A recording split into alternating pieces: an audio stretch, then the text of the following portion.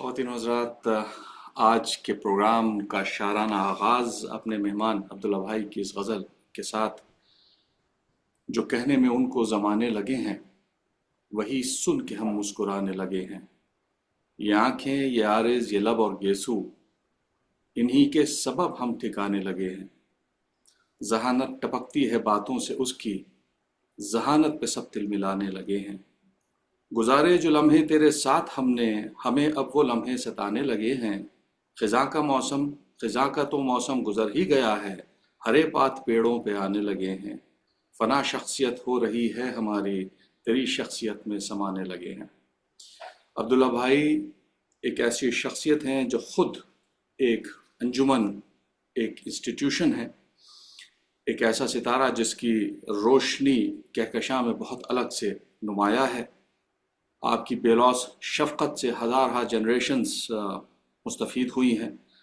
अब्दुल्ला भाई अपनी शख्सियत के एतबार से उस लीग में शामिल हैं जिसमें हम उन एलिगेरियंस को रखते हैं जो मुकम्मल एलिगेरियन की डेफिनेशन पर पूरा उतरते हैं, यानी तालीम, स्पोर्ट्स, सियासत और अदब समेत ज़िंदगी के तमाम शोबों में उनकी दखल है, मदाखलत है और उसमें उनका अबूर है, उनकी महारत है और इन सब मैदानों में अपनी अलग छाप छोड़ते हैं। तालीम के एतबार से अब्दुल्ला भाई ने बैचलर्स और मास्टर्स स्टैटिस्टिक्स में अलीगढ़ से किए 1961 में, और उसके बाद ही served as the youngest lecturer in the department of mathematics and statistics, और फिर अमेरिका में स्टैटिस्टिक्स में एक मास्टर्स और की और फिर स्टैटिस्टिक्स में पीएचडी की। स्पोर्ट्स के डिपार्टमेंट में वॉलीबॉल के कप्तान थे यूनिवर्सिटी के। प्रोफेशनल एक्सेलेंस के एतबार से नासा जैसे प्रेस्टिजियस ऑर्गेनाइजेशन में मुलाजमत की, उसके बाद जनरल इलेक्ट्रिकल्स में मुलाजमत की, उसके बाद अपनी कंपनी उन्होंने चलाई और उसके बाद अब वो इन सब से फारिग होकर के रिटायर्ड ज़िंदगी गुजार रहे हैं। उर्दू ज़बान पर अब्दुल्ला भाई का बोल लाजवाब है।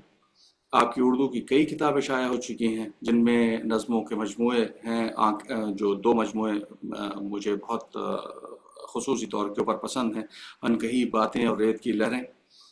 समाजी कंट्रीब्यूशन के एतबार से आप federation of Aligarh alumni associations के फाउंडिंग प्रेसिडेंट और बोर्ड ऑफ ट्रस्टीज़ के फॉर्मर चेयरमैन हैं। आपका किरदार उर्दू ज़बान और तहजीब को नॉर्थ अमेरिका में फ़रोग़ देने में बहुत अहम रहा है। अब्दुल्ला भाई का ताल्लुक़ आज़मगढ़ से है और आज इस प्रोग्राम में हम उनसे इन तमाम मौज़ूआत के ऊपर बात करेंगे, उनकी ज़िंदगी के अनमोल तजुर्बात और उनकी उर्दू अदब और तहजीब के लिए की गई खिदमात और मेहनत के बारे में जानेंगे। अब्दुल्ला भाई अस्सलाम वालेकुम और ज़हे नसीब आपसे रूबरू होने का शर्फ हासिल हुआ। वालेकुम अस्सलाम। और बहुत शुक्रिया आपका अपने प्रोग्राम में शामिल करने के लिए। ये मेरी तस्वीर मुझे नजर नहीं आ रही। आपकी तस्वीर मुझे नज़र आ रही। अच्छा, ठीक, चलिए। जी। जी। बहुत बहुत शुक्रिया, लेकिन तो जरा आपने तारीफ में कुछ ज्यादा एग्जेजरेशन कर दिया। बहरकैफ बहुत शुक्रिया, ये मोहब्बत उसमें आपकी ज्यादा शामिल थी बनिस्बत। मसौदा तो मेरे पास बहुत था अब्दुल्ला भाई, लेकिन बहुत मुख्तसर करते करते इतना हो पाया। तो अब्दुल्ला भाई आप गालिबन 1957 से 67 तक 10 साल अलीगढ़ में आपने गुजारे, पहले बतौर तालिब इल्म और फिर बतौर लेक्चरर, और बावजूद सात समंदर पार आप अभी भी इस इदारे से जुड़े हुए हैं। तो how did these 10 years at AMU shape your identity and lasting affection for this university? भाई, मैं अकेला तो नहीं हूँ। ये जो भी अलीगढ़ में जाता है उसका गिरविदा होके निकलता है। आप भी उसके मारे हुए हैं, तो हम सभी सही। मारे हुए हैं। और सही उस बात। जमाने का अलीगढ़ शायद थोड़ा मुख्तलिफ भी था, क्योंकि जो जो हॉस्टल वगैरह की जिंदगी थी, जी। हम तो एक छोटे आजमगढ़ से आए, तो वहाँ का माहौल जाहिर है मुख्तलिफ था मेरे लिए। तो यहाँ पे जो पाबंदी थी हॉस्टल की, जो जो निज़ाम था, उसमें एक डिसिप्लिन आ जाती है और उस डिसिप्लिन के अंदर आप एक लार्जर फैमिली का हिस्सा बन जाते हैं। तो वो जी। वाली चीज जो कैंपस पर जो जिंदगी थी, वो एक नया तजर्बा था। एक हम अपने रिश्तेदारों से बैठ करके उस जमाने में 7-8 हजार स्टूडेंट थे, 9 हजार के करीब जब मैं गया था, ज्यादा लोग नहीं थे। और अच्छा। सब घूम फिर करके शमशाद मार्केट में कहीं न कहीं, कैफे डिफूस में, कैफे डलैला में, इन तमाम जगहों पे या यूनिवर्सिटी के कैंटीन में मुलाकातें होती रहती थी। हफ्ते में 1-2 दफा जरूर लोग मिल लेते थे, तो एक फेमिलियरिटी थी। हम्म। और जो हॉस्टल सिस्टम था उसमें उस वक्त का, कम से कम कि सीनियर जूनियर को रूममेट रखते थे तो उनसे वो तरबियत मिलती थी, शफकत भी मिलती थी, डांट भी मिलती थी। सही। तो ये जो स्ट्रक्चर था ना, वो बहुत अच्छा था। अब मैं समझता हूँ कि थोड़ी बहुत उसमें तब्दीली आ गई वक्त के साथ। वो जी। तरबियत के लिए बहुत अच्छा था। सही बात। तो ये बिल्कुल। मोहब्बत वहां से डेवलप हुई थी। सही बात, सही बात। अच्छा अब्दुल्ला भाई, एक बहुत वाज़ेह फ़र्क हमने देखा है, जब हम आपकी जनरेशन्स के एलिगेरियन से मिलते हैं तो उनमें, उनकी शख्सियत में और मौजूदा दौर के लोगों में बड़ा फ़र्क हम पाते हैं। और बल्कि मतलब एक बड़ी खुशगवार सी एहसास कमतरी और रश की कैफियत हम पर तारी हो जाती है, क्योंकि मैं ज़ाती तौर के ऊपर ऐसे बीसीओ अलिगेरियंस को जानता हूं जो कि न सिर्फ अपने जो उनका ट्रेड है उसमें महारत हासिल किए हुए हैं, बल्कि आप उनसे किन्हीं मौज़ूआत पे, आप फिल्मों पे, अदब के ऊपर, मौसीकी के ऊपर और स्पोर्ट्स के ऊपर और शायरी तो आप समझ लीजिए खुदी में उनके मिली होती थी। तो यानी ये जो एक रोशन किरदार अलीगढ़ का रहा है सिर्फ एक जनरेशन पहले तक, वो क्यों धुंधला सा गया है? वो रूह शनाख्त तहजीब क्यों हमारी जो है वो जवाल पजीर हो गई? कौन इसके लिए जिम्मेदार है?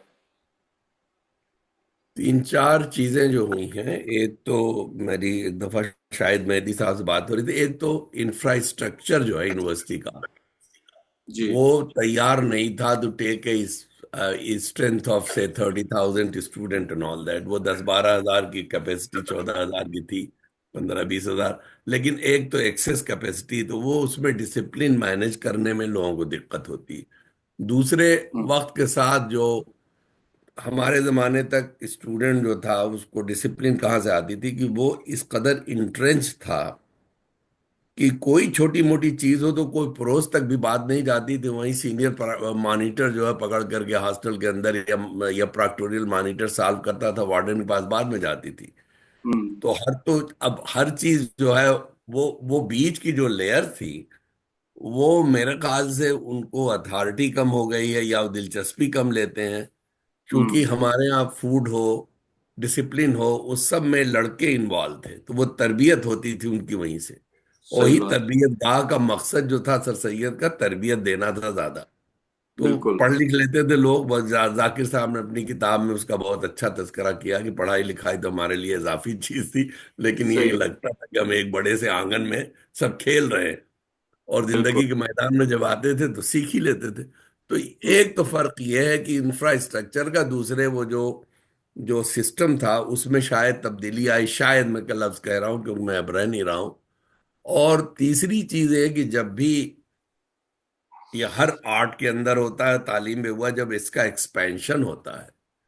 जी। क्योंकि पहले पहले लोग आते थे जिनके घरों में 1-2 जनरेशन की तालीम थी पहले से, तो हम्म। थोड़ा सी तहजीब लेके आते थे।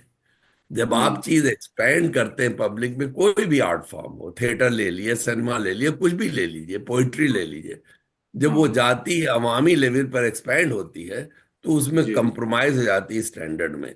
सो एक सही। एक एक नेचुरल प्रोसेस है। और वो हम्म। हर जमाने में वो नेचुरल प्रोसेस जो है वो, जब बहुत ज्यादा एक्सक्लूसिव लोगों से अवामी लेवल पे चीज आती है, तो हर आदमी की वो तरबियत बैकग्राउंड नहीं है। तो दो हम्म। चीजें ये हुई हैं। और तीसरी बात ये है कि वो खाते पीते घराने से ज्यादा लोग थे पहले। तो हम्म। अब जो है लोग सोचते हैं यार कोई ऐसी चीज जल्दी जल्दी पढ़ लो कि 2-4 पैसे कमाएं।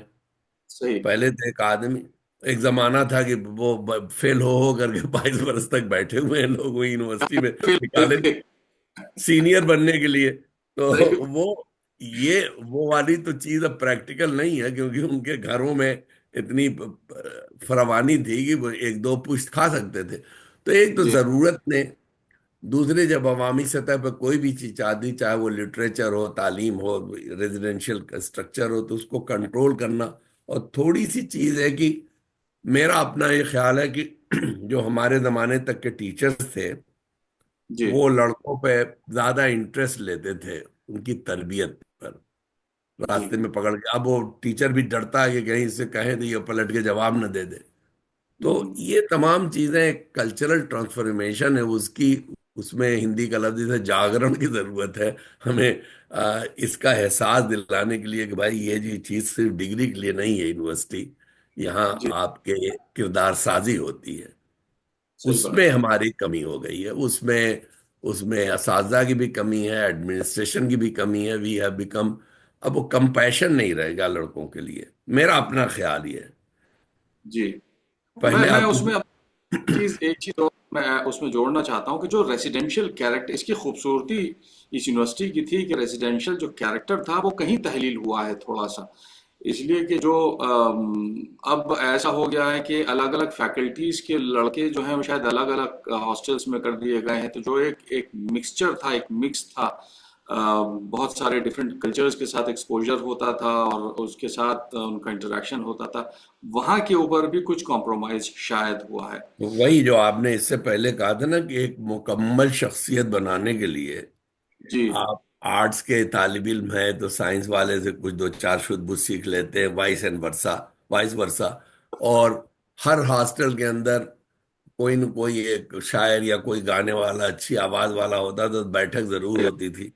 सही तो सही। हमारे यहाँ तो वार्डन साहब थे, जब हम पहले ही साल गए हैं तो क्योंकि खेलने उलने लगे थे, तो वार्डन रूम तक रसाई थी। अब उसमें जो है तबला एक साहब हमारे घड़ा बजाते थे, अजीम भाई, तो घड़ा बजा के कव्वाली वाली भी गा रहे हैं। तो वो तमाम चीजें बहुत जरूरी थी, हाँ कि उसमें बदतमीजी नहीं शामिल थी। सही। बदतमीजी की कोई जगह नहीं थी, लेकिन ये है कि वो उस चीज पे ध्यान देने की जरूरत है कि, सही और बात। आप जैसे कह रहे हैं ना कि एक मिक्स था, अब वो मेडिकल कॉलेज वाले एक हॉस्टल में थे, इंजीनियरिंग सही। वाले, तो वो कहाँ से इंटरेक्शन हो। वो इंटरेक्शन जो है वो शायद उससे भी बहुत ज़्यादा इफेक्ट हो रहा है ओवरऑल पर्सनालिटी के ऊपर। तो अब्दुल्ला भाई और एक यही आप। वजह थी कि ना कि जिंदगी के मैदान में जब उतरता था अलीगढ़ वाला, तो अपनी जगह बना लेता था, चाहे हाँ, वो पढ़ाई में वो पूरा जैसे भी तैयार, रहा हो।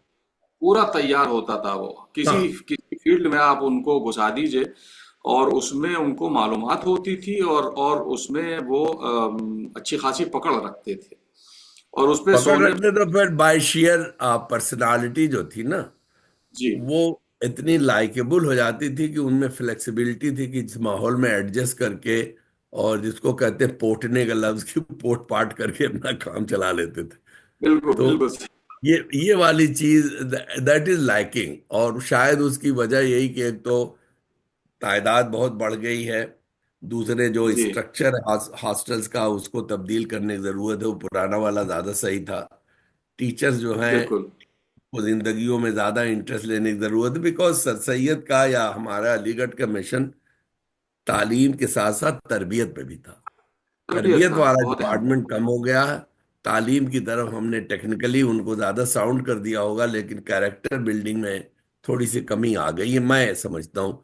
पहले तो एक अलीगढ़ वाला कहीं सड़क पर खड़ा हो जाता, आप दूर से पहचान लेते थे, सही बात। उसके खड़े होने में, उसके चलने के अंदाज में, उसके बात करने के अंदाज में हमको सूंघ लेते थे कि भाई ये आदमी है। अब नहीं सही। मालूम होता। नहीं मालूम यूनिवर्सिटी होता कैंपस पे जाओ तो एक अजीब सी कैफियत है।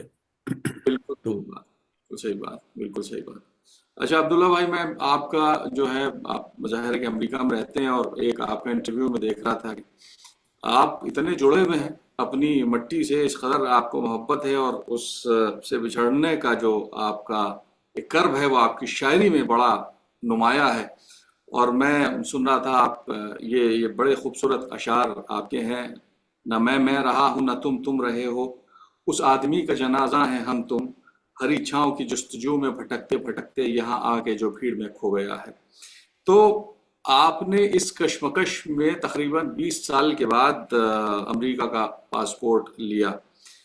अच्छा, इस मौजू पर सवाल से ज़्यादा मेरा अपना एक ख्याल है कि ये एक आयरनी है कि आपकी हिजरत अमेरिका की उर्दू अदब के एतबार से बंजर ज़मीन पर आपकी काविशों से जो फसल उगी है वो उसके हिसाब से बड़ी मुफीद रही। और जावेद अख्तर साहब आपको जो है वो मुशायरों का कोलंबस कहते हैं। तो आपने जो जुस्तजू की, आपने जो फसल यानी जो पेड़ उगाया उर्दू का, तो अब उसकी मौजूदा सूरत हाल क्या है? यानी उर्दू का मकाम ख़ास तौर से एलिगेरियंस की जो जनरेशन अब पहुंच रही है, या उनके अपने जो पुरानी जनरेशन, उनके अपने बच्चे हैं, उनमें उर्दू कहाँ पे है? उससे पहले जो आप बात कर रहे थे, असल में काविश विश का वो भी अलीगढ़ से रिलेटेड है। मैं जब आया था जी। तो ये 5-6 महीने गुजरे थे, तो समर ऑफ 68 में, उस जमाने में वियतनाम वार जोर पे थी, डिमॉन्स्ट्रेशन चल हम्म। रहे थे। तो मैं वहाँ state university of New York buffalo के अंदर था, तो वहाँ की स्टूडेंट यूनियन की सीढ़ियों पर बैठे हम एक डिमॉन्स्ट्रेशन देख रहे थे। तो जिंदगी में पहली मर्तबा मैंने महसूस किया कि जो इज्तिमाई आवाज, उसमें कितनी कुव्वत होती। जी। और वो वक्त था जब हमारे यहाँ एक पार्लियामेंट में बिल था नाम वाम चेंज करने का यूनिवर्सिटी। तो मेरे दिमाग में ख्याल आया कि यार, अगर दुनिया के तमाम मुल्कों के अंदर हम लोग की अलीगढ़ वालों की एसोसिएशन हो, तो हम अपनी इज्तिमाई कुव्वत इस्तेमाल कर सकते, यूनिवर्सिटी के लिए बहुत कुछ कर सकते।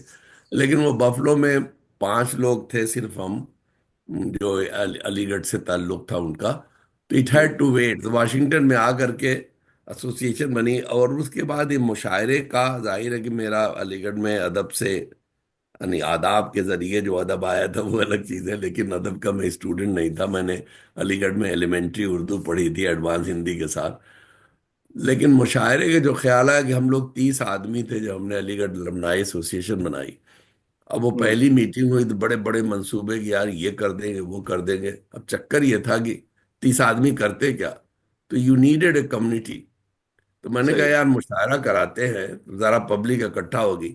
तो उसमें उस जमाने में 71 की वार के बाद से इंडियन, पाकिस्तानी और बांग्लादेशी, इवन उर्दू स्पीकिंग जो थे, वो सबके ताल्लुकात वगैरह इसी सड़क पर कतरा के चले जाते थे। जी। तो मुशायरा वॉज रियली ए व्हीकल जिसके जरिए हम एक कम्युनिटी की तश्कील चाहते थे, उर्दू हम्म। से ज्यादा। हम्म। तो वो जब ये हुआ, लोग इकट्ठे हुए और उसमें लोगों को, वो भी प्यासे थे बैठे हुए, तो एक बाढ़ सी शुरू हो गई। तो इसको शहरों शहरों लेकर के गए, बहुत दिक्कत हुई उसको फैलाने में। और जब वो फैल गया तो राबता बढ़ा, तो उसमें फिर टीवी के प्रोग्राम होने लगे, लोगों ने न्यूज़लेटर निकाले शुरू किए, तो वो चीजें बढ़ने लगी। तो हम्म। एक माहौल पैदा हो गया। नहीं तो उससे पहले वो जमाना नहीं था, ये वीडियो वीडियो कहीं था नहीं, कुछ नहीं था। कैसेट भी नहीं थे यहाँ मौजूद, अखबार भी नहीं था कोई।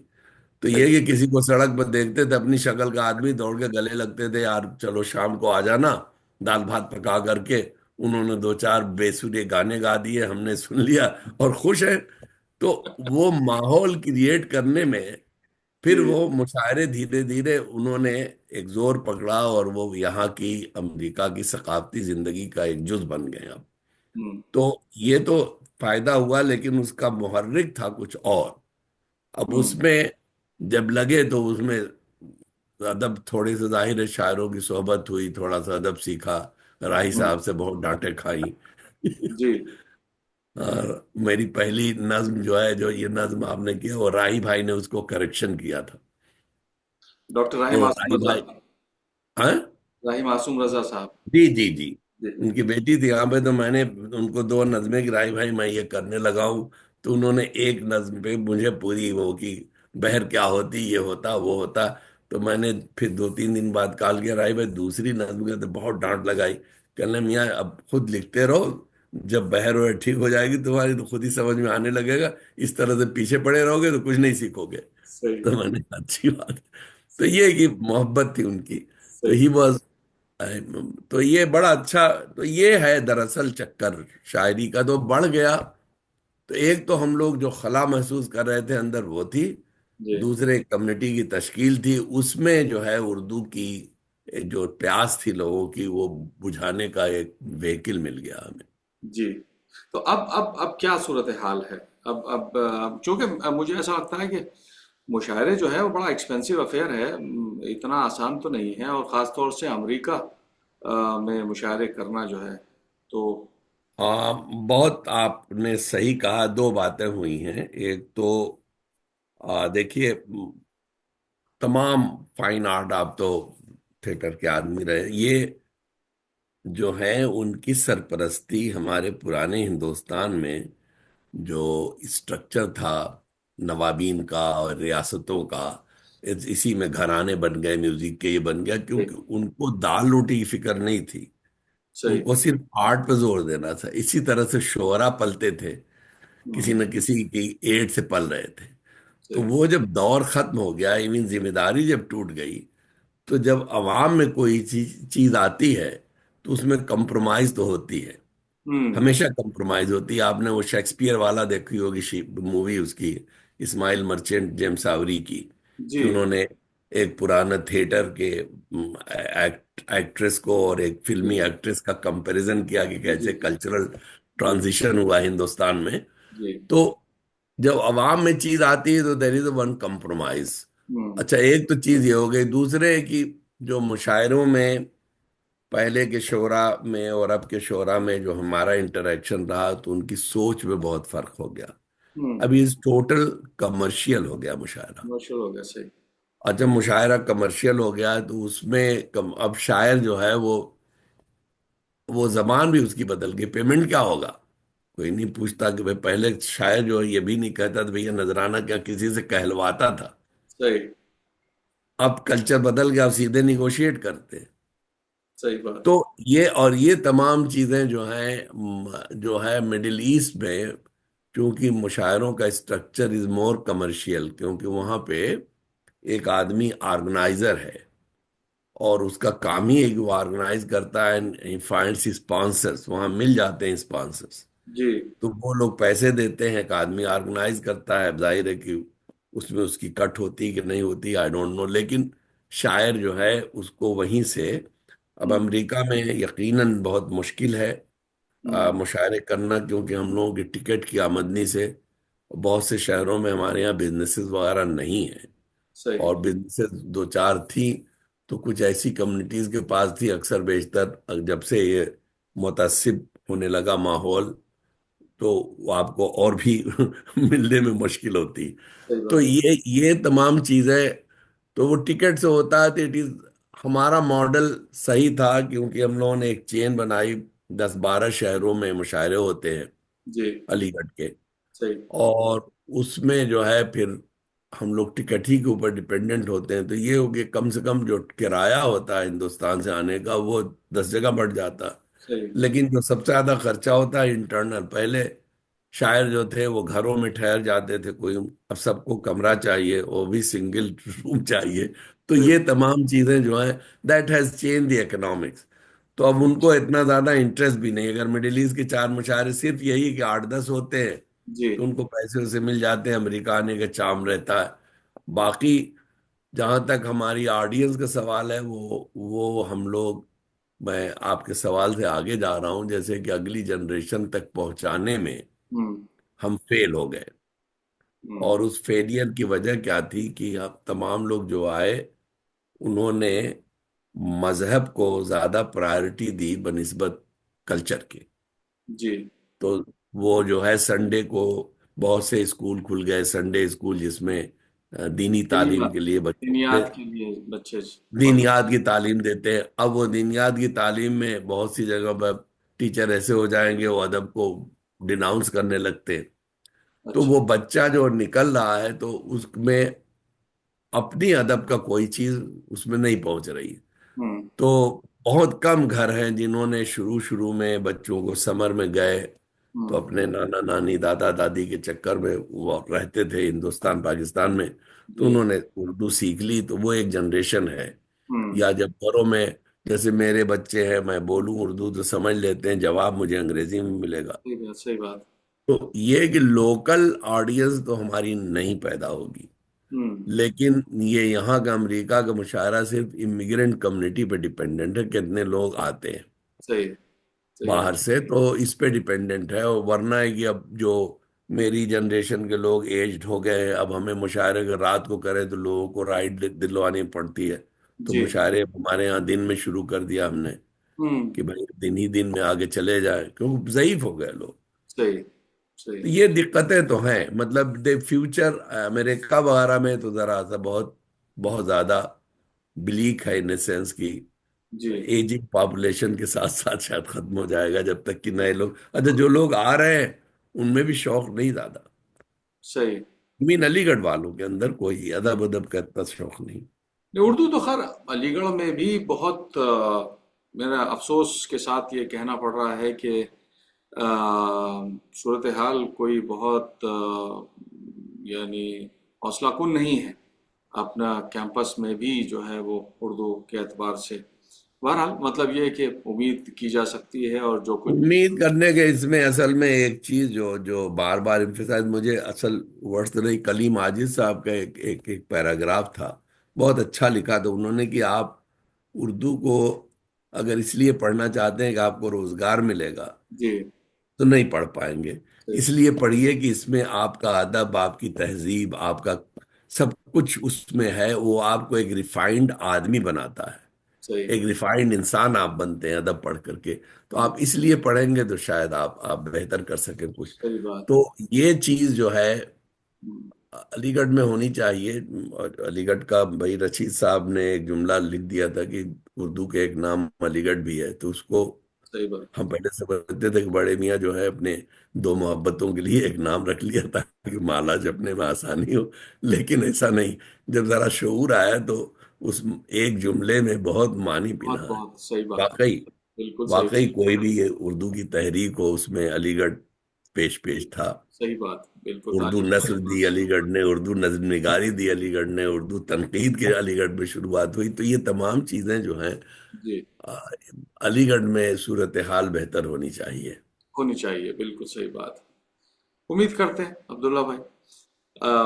एक सवाल मेरे जहन में आया जब मैं इसका तैयार कर रहा था खाका आपसे गुफ्तगू का आजमगढ़ के ताल्लुक से, तो जी कुदरती तौर के ऊपर जहन में एक सवाल मेरे जहन में ये आया कि बड़ी बड़ी दिग्गज शख्सियात उर्दू और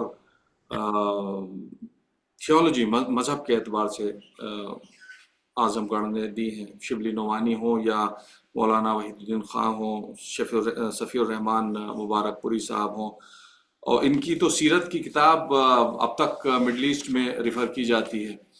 और कैफी आज़मी, खलील रहमान आज़मी, बड़ी बड़ी लंबी फहरिस्त है। तो मुझे ऐसा लगता है अब्दुल्ला भाई कि Azamgarh is a very underrated city है। उसका अलीगढ़ की तहजीब के ऊपर भी बड़ा इन्फ्लुएंस है। और ये एक मुझे ये समझना है आपसे कि ये शहर क्यों इतना ख़ास है इन दोनों अदब और रिलीजियस पर्सपेक्टिव के एतबार से।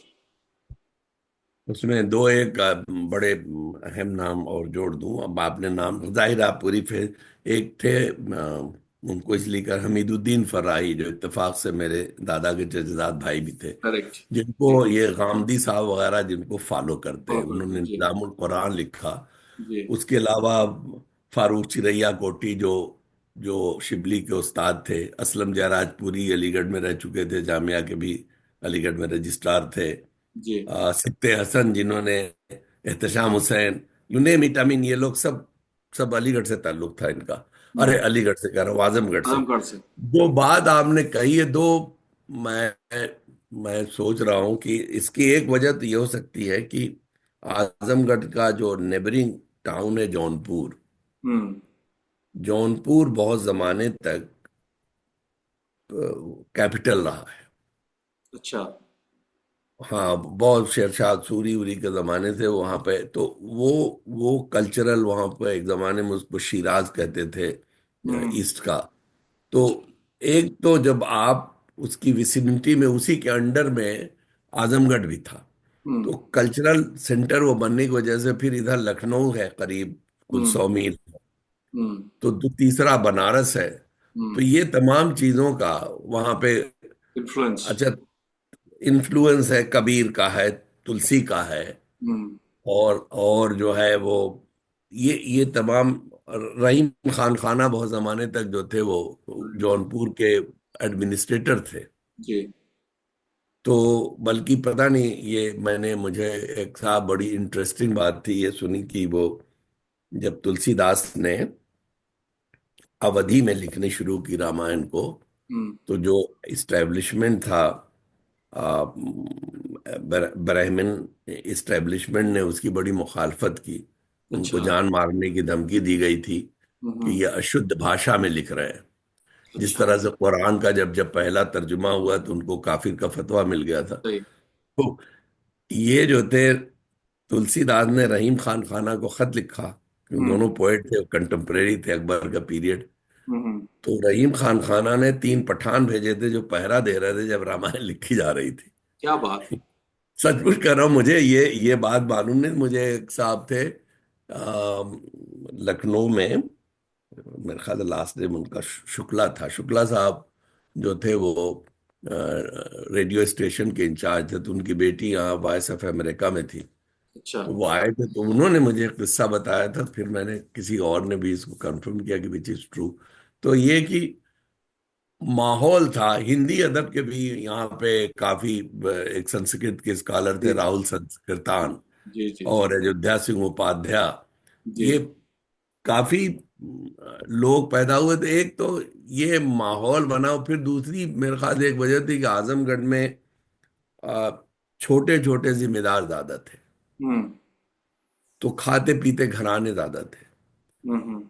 वो वहां पे फिर अदब का मतलब ये, बहुत सी जगहों पे एक बहुत बड़ा जिम्मेदार और बहुत छोटे छोटे काम करने वाले लोग थे, तो वहां पे तालीम वालीम नहीं थी।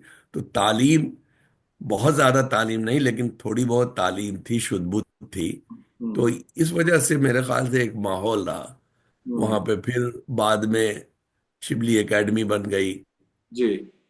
मदारिस और वहाँ बहुत हैं, बहुत मदारिस हैं है, वहाँ पे, मदारिस बहुत हैं। मदारिस बहुत हैं, 2 3 तो बहुत ही इस वक्त बहुत प्रोमिनेंट, बहुत मदरसतुल जी। इस्लाह जो है और जी फलाह, 2 मदारिस जो हैं जी। वो काफी। और एक ये जो लोग हैं, क्या कहते हैं, बरेलवी, उसका तो सबसे बड़ा सेंटर है वहाँ पर मुबारकपुर में। अच्छा। दुनिया का सबसे बड़ा सेंटर, यूनिवर्सिटी बना रखी है मुबारकपुर। जो जो आबादी है इन लोगों की, बुनकर लोगों की, वहाँ पे साड़ियाँ बनती हैं बनारस की। हम्म।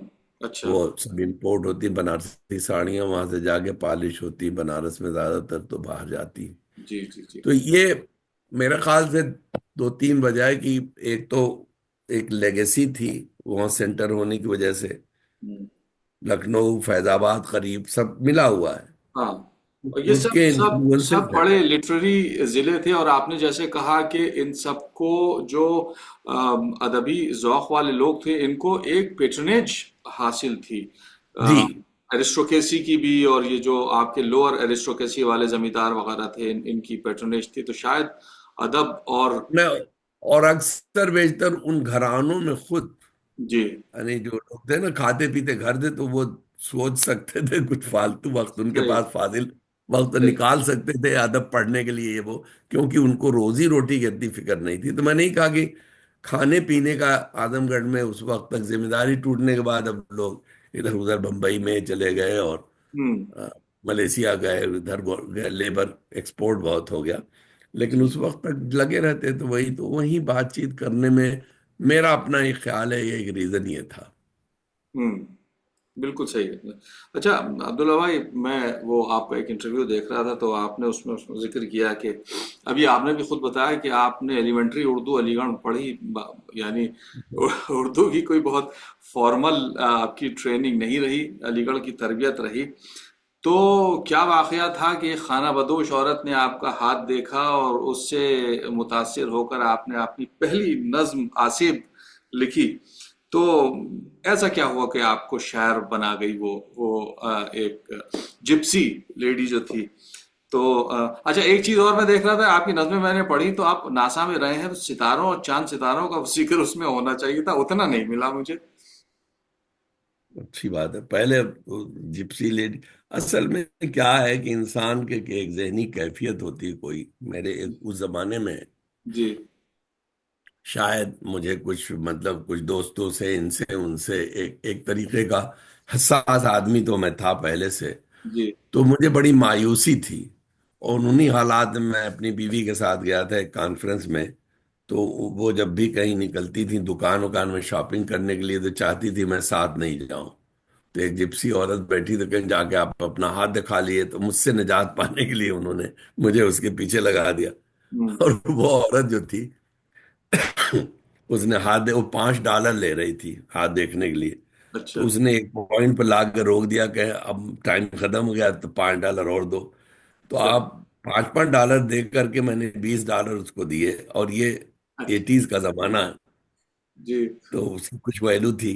तो वो हम्म। जो है $20 देने के बाद जिंदगी में इतनी बुरी बुरी बातें पैसे दे के नहीं सुनी थी मैंने। तो उसने इतना कहा कि तेरे गिर्द जो दोस्त हैं तेरे, वो बहुत तुमसे जेलस है और फलाना। अब हम जहनी कैफियत में उसी थे, तो जी। उसने उसको रीइंफोर्स कर दिया। अच्छा। तो वाकई उस पे ऐसी कैफियत तारी हुई कि हमने आकर के नज्म लिख डाली। तो जी। वो तो इस तरह से, जहां तक चांद सितारों की बात है, मैं नासा में, दरअसल हम जाहिर है कि मेरी ना उसमें बैकग्राउंड थी, ना मुझे कंप्यूटर आता था। मेरी कंप्यूटर कंपनी में जॉब थी। आज तक मैं बहुत दुनिया का वाहिद आदमी हूँगा, किसी जॉब के लिए मैंने अप्लाई नहीं किया, जॉब पहले मिल गई, एप्लीकेशन मैंने बाद में दी। अच्छा। तो इसी तरीके से मैं वहाँ पीएचडी जब कर रहा था बफलो में, इसीलिए मैंने यूनिवर्सिटी चेंज की। तो मेरे एक दोस्त थे शरद टाकर नाम करके, वो यहाँ पे एक कंपनी में काम करते थे, हमारा बहुत दोस्ती थी उनसे, वो राजस्थान के। हम्म। मैं आया उससे मिलने के लिए, तो लंच पे लेके वो चले गए अपनी कंपनी में। तो हम बैठे लंच खा रहे थे, तो उनका वो आ गया मैनेजर, वो इटालियन थे, डॉक्टर क्लावडिया नाम था उनका। हम्म। बात उत करने के बाद जब उठने लगे, तो कहने लगे कि तुम, why don't you join our company. अच्छा। तो मैंने उनसे पूछा कि कंप्यूटर की कंपनी है ना, तो कहने लगे कि हाँ। तो मैंने कहा मैंने कंप्यूटर की शक्ल नहीं देखी। तो उसका जवाब था, I don't care, I been talking to, you can do it, है ना, you can learn on the job. तो हम्म। उसको इतना कॉन्फिडेंस। अब मैं जब आए, तो मेरा दोस्त कहने लगे, यार तुम चले आओ, तुम्हारी 2-3 महीने में शादी होने वाली, स्कॉलरशिप पर खर्चा नहीं चलेगा, तो हम्म। यहीं से फिर पीएचडी कर लेना। अब हम्म। तो हमने वो दोस्ती कुछ और कुछ ये भी कि वाकई खर्चा नहीं चलेगा, बीवी आ रही, तो मैंने इस वजह से वहां से ज्वाइन कर लिया, उसको छोड़ करके कि भाई वो मास्टर्स डिग्री इसीलिए मैंने लेके मैं आ गया जॉर्ज वाशिंगटन यूनिवर्सिटी, बाद में ज्वाइन किया। हम्म। तो इस तरीके से हम आए। अब रहा सवाल है कि मेरी कोई ना एस्ट्रोनॉमी में ना फिजिक्स में, इसमें तो कोई ट्रेनिंग थी नहीं। हम्म। हमारा काम जो था वो डेटा एनालिसिस का था बेसिकली। जो अच्छा। रॉकेट एंड सैटेलाइट से हम्म। एक्सपेरिमेंट्स आते थे, तो हम्म। जब वो जो एटमॉस्फेयर होके आते हैं, तो उसमें नॉइस आ जाती सारी चीज। तो हम्म। हम लोगों को मॉडल्स डेवलप करने थे, नॉइस को फिल्टर करना। तो चार सितारे नहीं देखे, ओजोन लेयर नापा, अच्छा। पानी कितना बरसेगा इस साल, इसका जमीन पे ही, स्टेशन। जमीन पे ही रहे। जमीन पर आए, चांद सितारे तक नहीं पहुंचे, नहीं तो अच्छी शायरी करने लगते। सही। वो जो वो जो उसके बाद से ये था कि, बल्कि जो पहला जीपीएस सिस्टम लिखा जा रहा था, उसमें भी थोड़ा बहुत इन्वॉल्व। उस वक्त हम लोगों को बहुत सी पिक्चर्स दे दी गई, हम्म। गेहूं के खेत की और पानी की, कि how to differentiate by the photograph. अच्छा। तो वो इनिशियल स्टेज था, लेकिन वो नासा में नहीं डेवलप, बाद में तो यहाँ पेंटागान ने उसको ज्यादा जीपीएस सिस्टम का हम्म। उनके यहाँ से निकला था ये। हम्म। तो तो ये वजह थी कि अच्छा। चांद सितारे नहीं आए, कोई रोमांस चांद नहीं सितारे आया। नहीं आए। लेकिन नहीं, वो असल में एक उम्र होती है, अगर अलीगढ़ में से शायरी करते ना, तो चांद सितारे वहां नजर तो आते। वाह वाह। नहीं, सही। ये उम्र होती है। सही बात जब है। आदमी जब आदमी जो है 50 बरस के हो जाइए आप, और शायरी देखिए, कितने शायर तो 50 बरस में मर जाते हैं ना, शायरी करके, बड़े बड़े मजाज वगैरह खत्म हो गए। सही बात, तो सही बात। वो शायरी, जो रोमांटिक शायरी का जो टाइम होता है, 19-20 बरस की उम्र में शुरू करता आदमी, तीस सही। पैंतीस में खत्म हो जाती है। सही बात है, तो उसके बाद उस उम्र के हम टाइम बार्ड हो चुके थे उस शायरी के लिए, ये हकीकत, कहना। हकीकत आ जाती है। लेकिन जज्बातियत का जो एक रुख आपकी शायरी में है, वो मैंने जो आपने नज्म सोफिया भाभी पर लिखी है, तो मुझे हकीकी तौर पे कहता हूँ कि इतनी खूबसूरत ट्रिब्यूट कम से कम मेरी नज़रों से नहीं गुजरी। तो हम चाहेंगे कि एक तो वो नज्म आप हमें सुनाए, उसका खूबसूरत फ्लो है। और अब जबकि वो नहीं है, दुनिया से रुखसत हो गई हैं, तो अगर इस पर भी कुछ आपने लिखा हो, तो वो हम चाहेंगे, आपसे गुजारिश करेंगे आप सुनाएं। जब मैं वो न सुना देता हूँ, लेकिन ये कि सूफिया के जाने के बाद, इट्स नाउ मोर देन कल है जो 15 अगस्त 2023, नहीं उसके बाद से मैंने कुछ नहीं लिखा अभी तक। अच्छा। तो ये जो है, पता नहीं कब फिर से कलम उठेगा, आई डोंट नो, लेकिन वो नज्म सुन लीजिए। उसका उन्वान है तेरा साथ। अच्छा जी। एक समंदर है हवादिस का जो घेरे है मुझे, क्या बात। कश्ती जात शकस्ता है बहुत। ऐसे आलम में कोई हर्फ तसल्ली तेरा एक पतवार सा लगता है मुझे। ऐसे आलम में तेरा हर्फ दुआ बादबा कोई खुला हो जैसे। क्या बात। ऐसे आलम में तेरा हाथ कि मूसा का असा हो जैसे। उफ। उफ। रास्ता बीच समंदर के बना हो जैसे। वाह। ऐसे आलम में तेरा साथ कि वाह। हमरा खुदा हो जैसे। क्या बात। क्या बात। बहुत बहुत खूबसूरत, जज्बात से लबरेज। तो अब्दुल्ला भाई, ये तो बड़ा आपने, मतलब संजीदा माहौल हो गया थोड़ा सा। तो मैं चाहूंगा कि आप अब इस प्रोग्राम के हम इख्तिताम तक पहुंच रहे हैं, कोई और पसंदीदा गजल, नज़म, आप नज़म ज्यादा लिखते हैं तो जो आपके अच्छा, दिल। इसी मूड की मतलब नज्म एक मैं अभी इसी मूड में, मेरी वालदा से जो मेरी आखिरी मुलाकात थी, हाँ हाँ। उसके आने के बाद, ये भी इमिग्रेंट की एक फीलिंग है। हम्म। मैं उसकी अनकही बातें समझता हूँ, ये मेरी किताब का टाइटल जो अनकही, इसी नज्म से। मैं उसकी अनकही बातें समझता हूँ, समझता हूँ वो सब बातें जिन्हें अल्फाज का जामा पहनकर नुत्क से बाहर निकलने का कोई रास्ता नहीं मिलता। ओह। वो बातें जो कभी आवाज के संगीत पर रक्सा नहीं होती। क्या बात। समझता हूँ वो सब दुख भी जो दिल के हर नेहा खाने की तारीकी में चुप साधे खड़े हैं। हम्म। मगर जब भी वो तन्हाई के एक नमनाक लम्हे में हम्म। उदासी की हसीन चादर लपेटे एक गहरी सोच में डूबी हुई चुपचाप बैठी हो। क्या बात। तारों की बूढ़ी झुर्रियां, ओह। माथे की सारी साल खुर्दा सलवटें मुझसे सरीहन बात करती हैं। क्या वो बात। बातें, दुख भरे किस्से जो दुनिया की सभी माएं वतन से दूर बैठे अपने बच्चों से छुपाकर दिल में रखती हैं। क्या बात। छुपाए लाख वो पर तकल्लुम से भरी उसकी खामोशी में नेहा वो अनकही बातें उतरती हैं मेरे सीने में चुपके से। ओह। ढलकती हैं मेरी आंखों से अश्कों की रवानी में। क्या मैं बात। बदकिस्मत हूँ, बेबस हूँ, फकत दामन भिगो सकता हूँ और परदेश में बैठा हुआ कुछ कर नहीं सकता। बहुत हसीन, बहुत हसीन अब्दुल्ला भाई। काश हम इस गुफ्तगू को और जारी रख सकते। मेरा ख्याल ये है कि काफ़ी वक्त गुजर गया। आपका एक बार फिर तहे दिल से शुक्रिया। एक आपसे मुलाकात एक पुरसुकून एहसास है, और इन पर्सन मिलने की का इश्तियाक है, और आपकी सेहत के लिए, आपकी ज़िंदगी के लिए दुआएं हैं अब्दुल्ला भाई। आप अपनी दुआओं में शामिल रखिएगा, और जो आपका काम है उसको आप कलम फिर से उठाइए। हमारी आपसे गुजारिश है कि इतनी खूबसूरत जो आपकी एक एक नज़में हैं वो तसलसल जारी रहे। तो इंशाल्लाह, इंशाल्लाह, इंशाल्लाह। वैसे हो सकता है कि मैं आऊं, वो हमारे साथी और एक साल हमारे स्टूडेंट तारिक अजीज, पता नहीं आपकी मुलाकात है कि नहीं, वहां पे हैं। जी जी जी, तारिक अजीज वो को इतने, बांदा के जो हैं। नहीं नहीं, वो ओरिजिनली तो आजमगढ़ के इशरत अजीज साहब के छोटे भाई है। इशरत अजीज साहब जो वहाँ एम्बेसडर थे किसी जमाने में यूएई में।